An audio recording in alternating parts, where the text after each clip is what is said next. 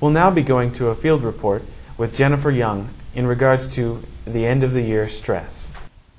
The end of the year means many things for Baker students. For some, graduation, others the anticipation of summer break.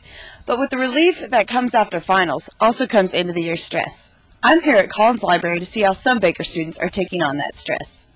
I just try to divide my time up so I don't have to think about cramming it all into the last minute. I try to divide it out so that I don't get overly stressed. I guess you just try to utilize all resources like Lawrence isn't far, Olathe is far. Get out of Baldwin, really, I find, is kind of a getting away from this place, because all I do here is go to school and live here. I find that that alone just provides kind of an escape. A lot of times what I like to do is, if I'm in the library kind of all day, I'll leave and go home for a little bit, and then maybe go work out or just kind of hang out with my roommate for a little bit, and then come back. As the end of the school year approaches, remember to find ways to take your time and relax. I'm Jennifer Young for KNBU TV.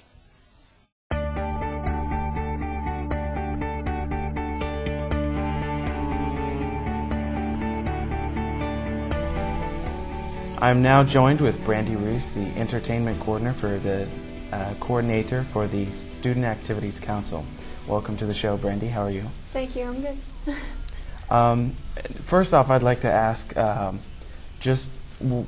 as your position as entertainment coordinator, what do you do in SAC? Pretty much what we do is we bring activities to the campus. Like tonight we're bringing Roy Wood Jr., who's a comedian, and we do like bands and all kinds of stuff, so it's a lot of fun.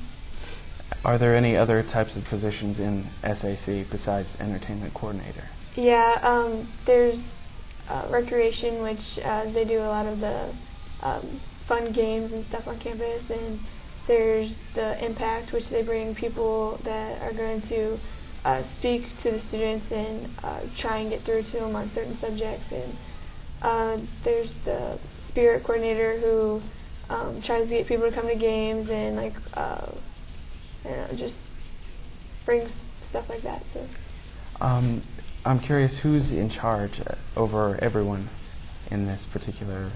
Well, we have a president, which is Ashley Cornett right now, and then we have Sarah Hallinan, who helps out. She's the student activities director. So. You said you have an event going on tonight. What time does it start? It's at 8 o'clock in the cafeteria. I'm curious, what other events have you done this year so far? So far, we've done like Mad Chad. We do a lot of the Baker weekends and stuff like that, and we did movie night last night for Springfest, and we're bringing out a bunch of activities this week. So. And those have, for the most part, turned out really well as far as turnout.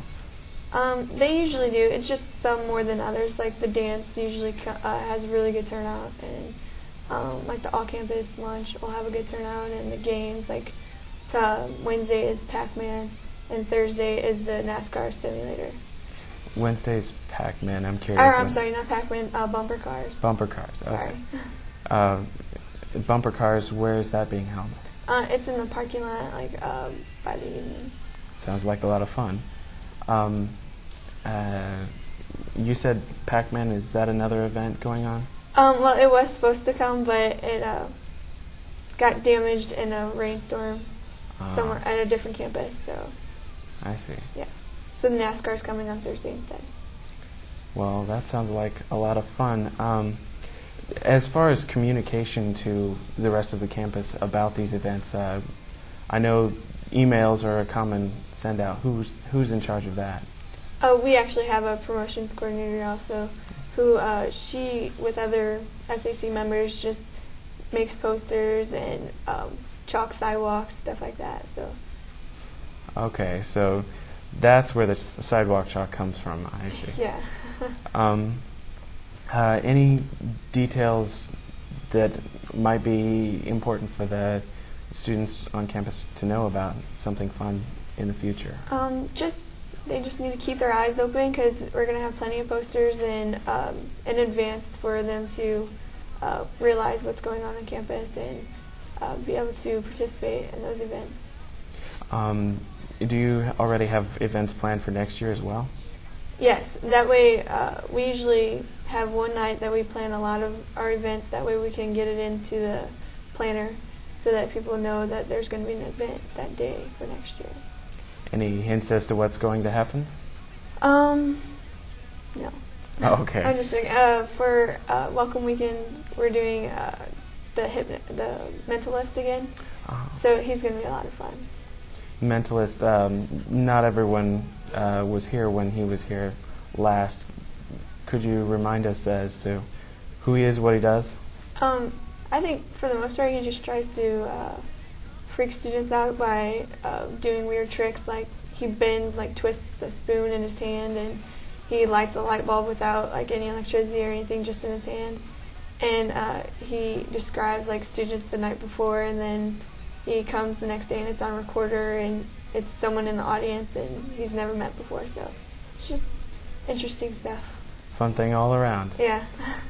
Just as a quick refresher, what events are going on this week and what times and where? Wednesday is the all-campus lunch during lunch hours, and then the bumper cars, which is probably from 11 to 4, and then Thursday is the NASCAR from like 11 to 4, and then Baker Idol is that night at I think 8 or 7 or 8, something like that, in the gym. And then on Friday is the Dance at the Mine from 10 to 2. It's my understanding that you have some events planned for finals week. What's going on with that? We usually have like study breaks during that time, just so that people can just take their mind off of their work and stuff like that. And you usually have like food and stuff and games and everything, and it's held in the cafeteria. So a lot of people usually come to that, so it's a lot of fun. And there are going to be drawings for prizes again? I'm not sure. I'm not really in charge of that, but I'm sure they'll come up with something interesting like that. Thank you for being on the show. I'm glad to have you, Brandi. Thank you. We'll now be going to a field report with Tricia Shelton.